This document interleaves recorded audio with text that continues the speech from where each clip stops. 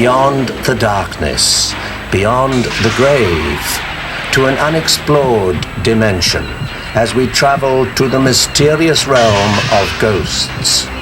Journey with us into the world of ghost stories. Hello, I'm Patrick McNee. You know, in childhood, telling ghost stories was a playful way of letting our imagination soar. Young minds captured in a web of excitement, fear, and confused belief. Well, today, with the popularity of ghostly phenomena, it tends to raise a question. How much of what we thought was in our imagination was? Much of the area surrounding the Alamo harbors rumors of activity beyond our realm. Mommy wasn't touching the cards, I wasn't touching the cards, and the cards flipped. Is it Satan's presence throughout the hotel that the Tommyknockers are trying to warn us about? Buried treasure, floating phantoms, photographs revealing strange pictures, stories you would expect to find in the pages of a novel. But these stories are being told today with the setting in and around the famous Alamo. And with a history dating back centuries, perhaps the town of San Antonio, Texas, has more to offer its visitors than your regular tourist attractions. I have heard things, doors opening and closing, windows opening and shutting, lights maybe flickering that should not. And they shut the doors behind them, and they said she just came all the way to the doors and started banging on the doors to let her in. And they just said they couldn't understand what it was. Here at night, it's real spooky at night, and there's a lot of weird noises at night you can hear, especially when you're by yourselves. She was standing and watching us rehearse. Stayed probably 30 seconds to a minute, and then just very slowly disappeared. In recent years, San Antonio, Texas has become a favorite tourist destination. While this fiesta city is known for its beauty and cultural activities, there is the other side. A part of its history time has not buried, giving those who bear witness a chilling reminder that the past here is not dead. Remember, this is one of the oldest cities in America. The first Europeans, the first Spaniards arrived here in 1691, and before that, there were Indian encampments here for 10,000 years. This is a very heavily populated area since many years past. The most famous attraction in San Antonio is the Alamo, standing still as a reminder of the bloody battle between Texas and Mexican troops in 1836. The accounts of the final days at the Alamo remain controversial, but the result, a painful lesson for the hundreds that died. Much of the area surrounding the Alamo harbors rumors of activity beyond our realm. It's as though there's something out there, restless and lost, with a need to find shelter in a familiar place. It came exactly from this spot right here. Nowhere else except this spot right here. Ruben Mendez is an employee of San Antonio's Alamo Dome, a 5-level arena home to major sporting events and concerts. Since its opening, there have been numerous reports of strange ghostly activity occurring in and around the Alamo Dome. It was about at 4:30 in the morning, and we were doing a changeover for one of the basketball configuration setup. And basically what happened, we came from this area, this hallway right here, me and 2 other fellow co-workers, and we heard this kind of sound.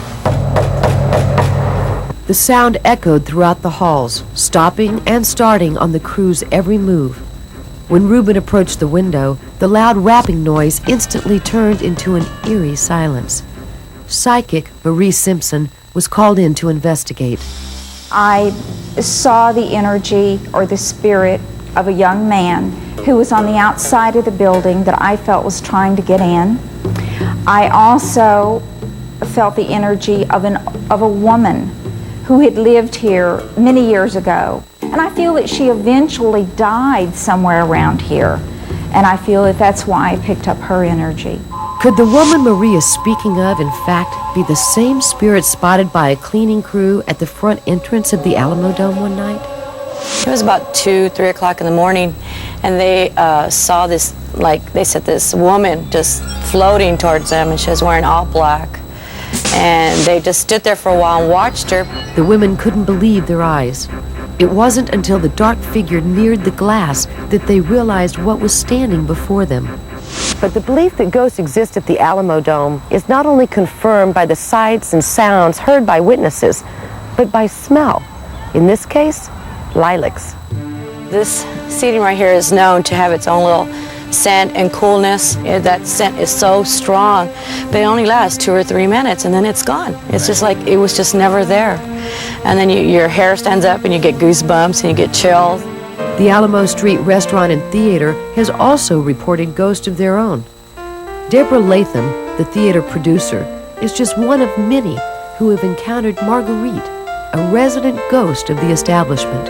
I was in rehearsal on the stage here and looked towards the back of the auditorium in what was the choir loft of the church and saw a woman in a very long, flowing dress standing very nicely, quietly watching us rehearse. And she is more active here when our theater is active, when there's a lot of productions going on and a lot of rehearsals.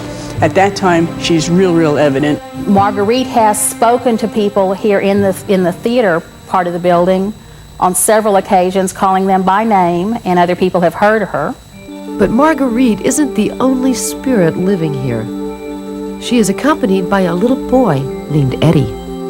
Eddie loves the kitchen. He loves knocking things around and breaking things in the kitchen. He just has a great time with all that. We have 2 photographs of the woman that we know as Margaret. Little Eddie appeared in one of those 2 photographs. And what's extra creepy about Eddie in the photograph is that he was not in the original photograph. The photograph was taken, was framed and under glass, and then Eddie appeared several months later. They want to be noticed. It must be frustrating to be completely unseeable by people. Wouldn't you want to do something to cause us to know that you were there and part of the family circle too? In fact, there was one local ghost that managed to get the attention of family members by persistently knocking on the wall. No one knew what was causing it. They put rat traps out. No, it wasn't a mouse, wasn't a rat. Well, what was it? And it kept rapping and tapping and tapping. And finally, maybe they've removed a whole panel from the wall. And there revealed were some little chamois skin bags of gold coins and some silver. The homeowners were amazed.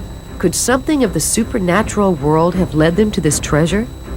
Who exactly was this spirit, and in which realm did it exist? I feel that some of them are not at rest for whatever reason. They haven't gone on to another dimension, heaven, if you want to call it that. Some of them are possibly stuck here. Some of them possibly had a very close connection here. The locals claim that many of the ghosts wandering these parts belong to souls who died at the Alamo, and possibly to the widows and children they left behind.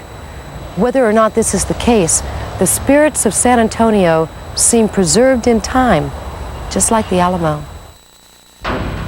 It was a typical California summer afternoon when Meta had her first visual encounter.